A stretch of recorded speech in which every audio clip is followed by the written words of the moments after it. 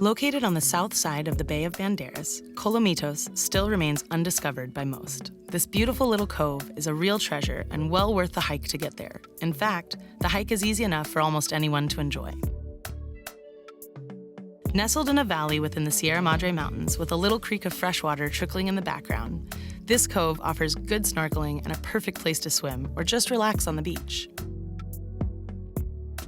To get there, you must first pass through Boca de Tomatlan, where the Horcones River flows into the bay. This typical Mexican fishing village was created on the banks of this river around 70 or 80 years ago and is now the home of a little over 1,000 residents. Near the entrance of the bay, the Horcones River is often shallow enough to be crossed by foot, but a bridge is available to those who prefer not to get their feet wet. The hike to Colomitos lasts about a half an hour to 45 minutes, depending on your pace, and will take you through an interesting diversity of vegetation. The most pleasing bird songs and a multitude of colorful butterflies will accompany you along the way.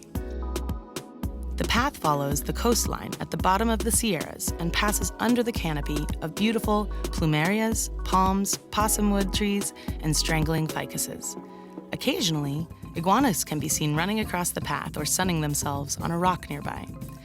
Inhabiting the lower regions of these mountains, just to name a few, are red foxes, armadillos, skunks, raccoons, lizards, and mountain crabs.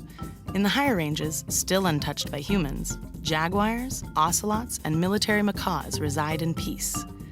Along this path, you may witness termite nests of impressive size, the unique and precarious-looking nests of the yellow-winged cacique, and maybe even a blue dragonfly. Once at Colomitos, it's a good idea to snorkel first as the water is clear in the early morning of the day. Amongst the many colorful tropical fishes found in that area are the king angels, the Panamic sergeant majors, the rainbow wrasses, the spotted boxfish, whose young ones are a sight to behold, the giant damselfish, the reef cornetfish, some pufferfish, and the occasional eel. Of course, many more can be seen, but the list would be too long if we named them all. Gorgonian coral, elegant coral, sea fans, and encrusting stony coral also grow there. As coral is very fragile and some types of coral can take up to 10 years to grow, an inch long, it's important not to touch them. The tip of a finger can destroy millions of microscopic organisms, which are necessary for the growth of coral and the survival of many other species. The most common mistake occurs when treading water in an upright position, where the fins scrape the surface of the rocks below.